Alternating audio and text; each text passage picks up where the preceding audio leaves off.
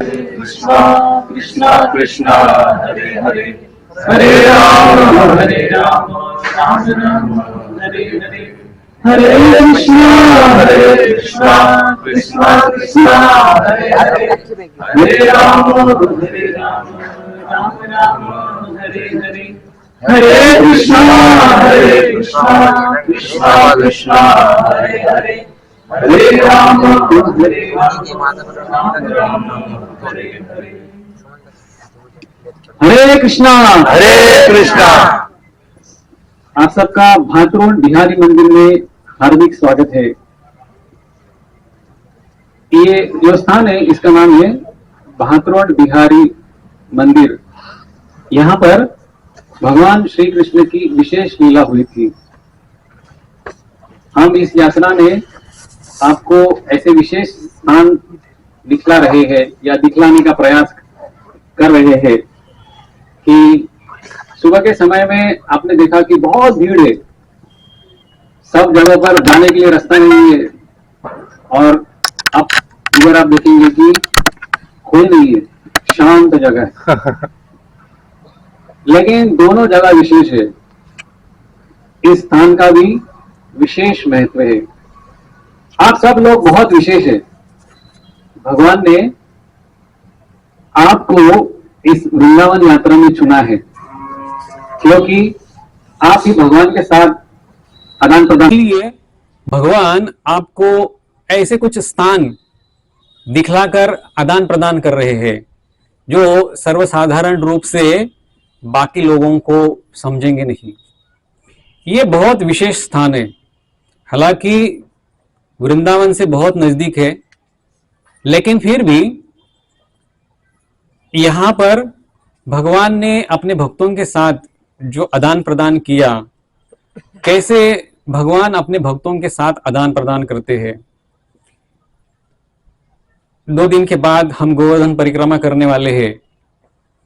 गोवर्धन लीला के बारे में आप सब जानते हैं कि कैसे भगवान ने गोवर्धन पर्वत को धारण किया था, अपने हाथ में उठाया था।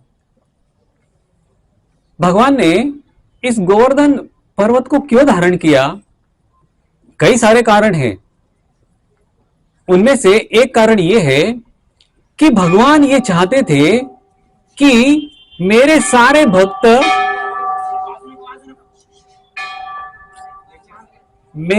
भक्त एक साथ आ जाएं, एकत्रित हो जाए।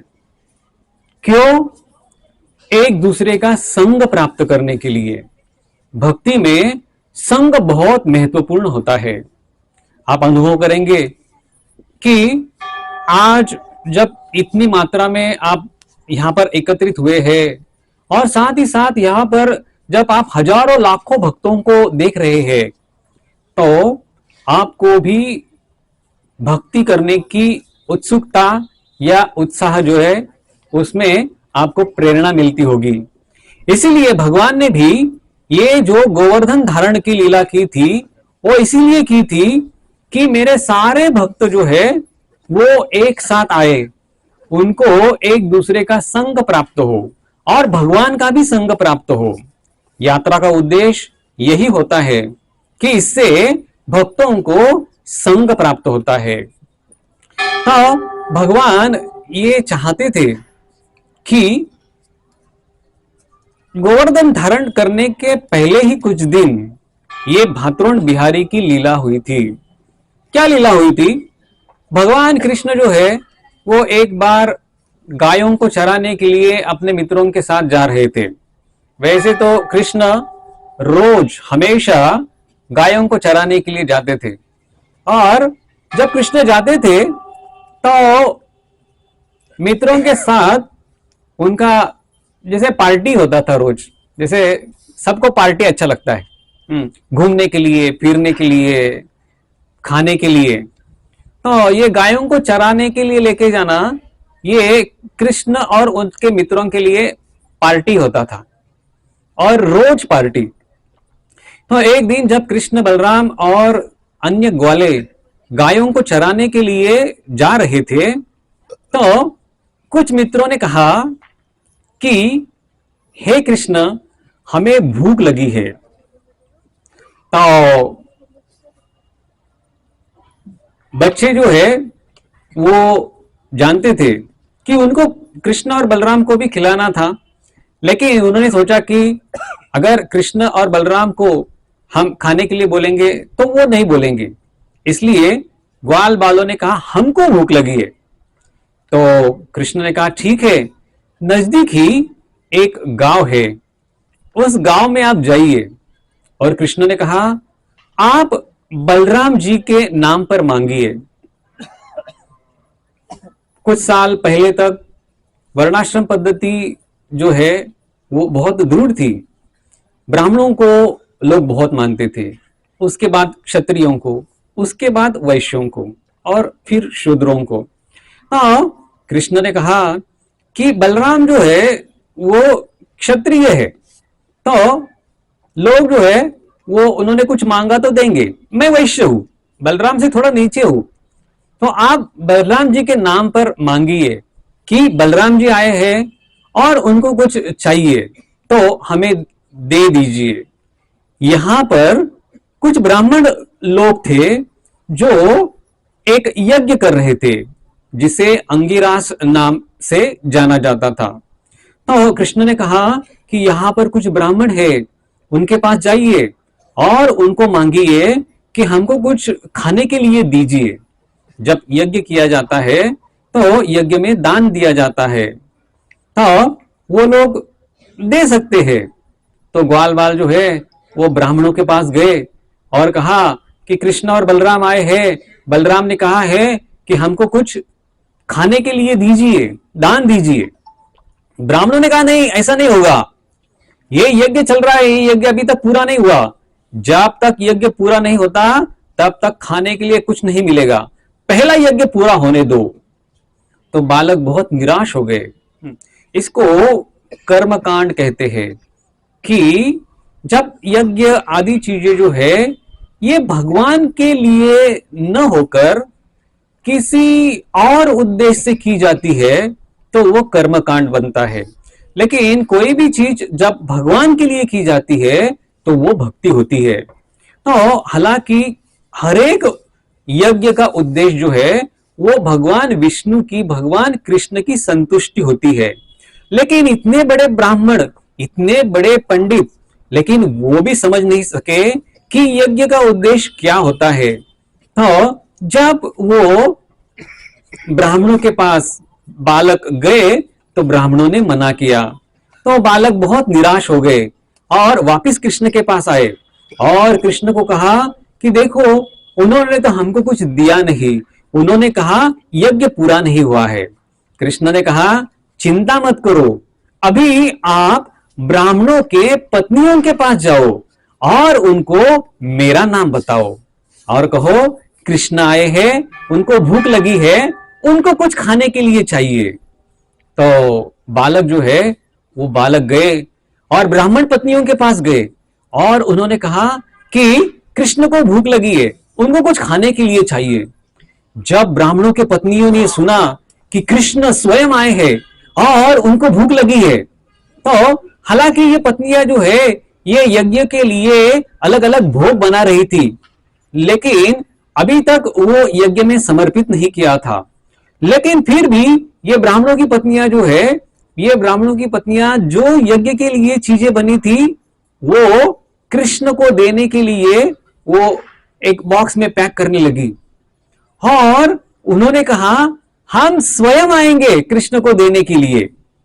तो ब्राह्मणों की पत्नियां सर्वसाधारण रूप से स्त्रियां जो है वो वैदिक शास्त्र के अनुसार वो वेदों में ज्यादा पंडित नहीं होती, लेकिन ये ब्राह्मणों की पत्नियां जो है ये अच्छी तरह से जानती थी कि भगवान जो है वो कितने महत्वपूर्ण है और हमारे जीवन का उद्देश्य जो है वो सबसे महत्वपूर्ण उद्देश्य है कि भगवान की भक्ति करना, अर्थात भगवान को संतुष्ट करना। इतने बड़े बड़े पंडित, इन्होंने वेदों का, शास्त्रों का इतना पढ़ाई किया था, लेकिन फिर भी वो वेदों के उद्देश्य को नहीं जानते थे। लेकिन ये ब्राह्मणों की पत्नियां, इन्होंने शायद कोई पढ़ाई नहीं की थी, लेकिन फिर भी ये वेदों का उद्देश्य जानती थी और ब्राह्मणों की पत्नियां वो स्वयं कृष्ण को भोग देने के लिए वो स्वयं चलने लगी। जब ब्राह्मणों ने देखा कि हमारी पत्नियां जा रही है तो उन्होंने उनको रोकने का प्रयास किया, लेकिन वो रुके नहीं, वो कृष्ण की ओर दौड़ने लगे। हाँ, एक प्रामाणिक भक्त जो भगवान से इस तरह से भक्ति करता है उसे कोई रोक नहीं सकता। वो जो है वो भगवान की दिशा में वो चलते ही रहता है। जब ब्राह्मणों की पत्नियां कृष्ण के पास आई तो बड़ी संतुष्ट हो गई और कृष्ण ने भी देखा कि देखो ये अपने सारे समाज को छोड़कर ये मेरे पास आई है। भगवान कृष्ण जो है वो हमेशा परीक्षा लेना चाहता है कि अपना भक्त जो है वो कितना पक्का है। तो जब उन्होंने भोग लाया, फिर कृष्ण को भोग दिया, फिर कृष्ण ने अपने ग्वाल बाल मित्रों के साथ ये भोग जो है वो खाया। कृष्ण बड़े संतुष्ट हो गए। तब कृष्ण ने कहा कि अभी आप वापस जाइए।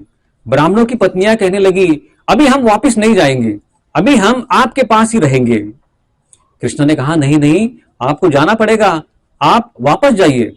ब्राह्मण की पत्नियां कहने लगी, नहीं, अभी हमारे पति जो है वो हमको वापस नहीं लेंगे, क्योंकि उन्होंने मना करने पर भी हम आपके पास आई है, तो शायद वो अभी हमारा स्वीकार नहीं करेंगे।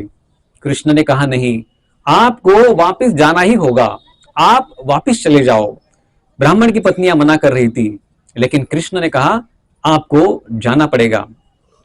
कृष्ण जो है वो कैसे समाज की रचना को अबाधित रखना चाहते हैं, क्योंकि ब्राह्मण विवाहित थे और धार्मिक थे।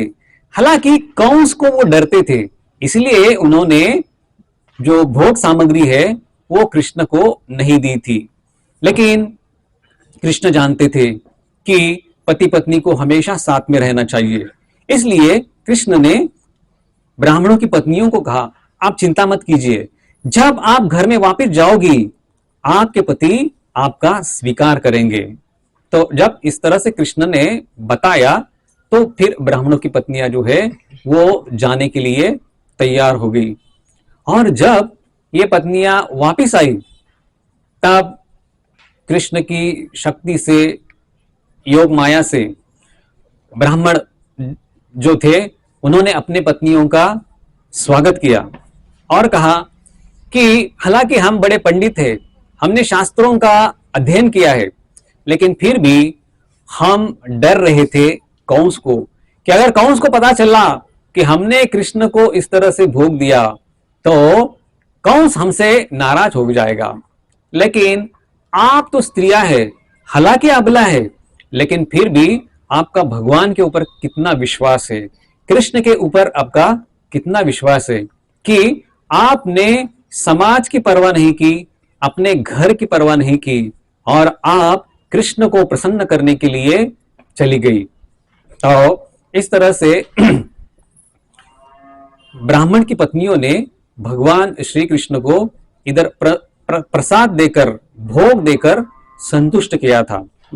तो प्रसाद में भात आदि सामग्री थी, इसके कारण इसका नाम जो है ये भातृण बिहारी ऐसा पड़ा। तो पहले कृष्ण के जमाने में ये सारी जगह जो है ये जंगल थी, इसे अशोक वन भी कहा जाता है। तो इस तरह से ये जो लीला है ये बहुत महत्वपूर्ण लीला है कि कैसे भगवान जो है वो अपने भक्तों के साथ लीला करते हैं, आदान प्रदान करते हैं और कैसे उनकी भक्ति में प्रगति करने के लिए भगवान जो है वो हमेशा मौका देते हैं। तो इसी लीला के बाद भगवान ने गोवर्धन पर्वत को धारण किया था, गोवर्धन की लीला उन्होंने की थी सारे भक्तों को इकट्ठा करने के लिए, एकत्रित करने के लिए। और गोवर्धन पर्वत, गोवर्धन धारण लीला में आप जानते हैं कि भगवान के अलग अलग भक्त जो है अलग अलग भागों से, और उसमें सारे स्त्रियां, पुरुष, बच्चे, यहां तक कि प्राणी, गाय, बंदर, सबको कृष्ण ने एक साथ बुलाया था। और सारे लोग जो है वो भगवान कृष्ण का निकटता से और एक दूसरे का भी संग प्राप्त कर रहे थे। तो हमारे यात्रा का उद्देश्य भी यही होना चाहिए कि अभी हम यात्रा के लिए आए हैं तो एक दूसरे का संग हम प्राप्त करें। ये वृंदावन धाम जो है ये बहुत विशेष है। तो इसलिए आप सबसे मेरी ये विनती है कि इस यात्रा में आप पूर्ण रूप से आप भगवान का चिंतन करते रहो। आपकी हर एक चीज जो है ये भगवान के लिए समर्पित करो। बस एक हफ्ता जो है ये भगवान के लिए। इन महान भक्तों से, जैसे ब्राह्मणों की पत्नियां, ऐसे महान भक्तों से हम सीख सकते हैं कि कैसे हमारा जीवन जो है वो पूर्ण रूप से भगवान के लिए होना चाहिए। तो कम से कम इस यात्रा में आप बाकी दुनिया को भूल जाओ। हम यात्रा में जिस भी स्थान पर जा रहे हैं, जिस भी लीला को श्रवण कर रहे हैं, कीर्तन कर रहे हैं, प्रवचन सुन रहे हैं, प्रसाद खा रहे हैं, ये सारी चीजें जो है ये सारी चीजें भक्ति में है। हालांकि यात्रा में कुछ असुविधा होगी। कभी जैसे अपने ट्रेन में अनुभव किया, प्रसाद का अनुभव किया, कुछ चीजें जो है वो हमारे मन के अनुसार नहीं होगी। लेकिन तपस्या भी जीवन का एक अविभाज्य भाग होता है और विशेष रूप से परीक्षा करने के लिए भगवान जो है वो हमारे जीवन में ऐसी कुछ परीक्षा करेंगे। लेकिन अगर उस परीक्षा में हम उत्तीर्ण होते हैं तो हम भगवान के ऐसे ही निकट जाते रहेंगे। तो इसलिए इस यात्रा में आप जितने उत्साह से होगा आप भाग लीजिए और अपना जीवन जो है ये ऐसे महान भक्तों के आदर्शों पर चलने का प्रयास कीजिए। आप सबका बहुत बहुत धन्यवाद। इसके बाद हम जो है ये अक्रूर घाट जाने वाले हैं। यहाँ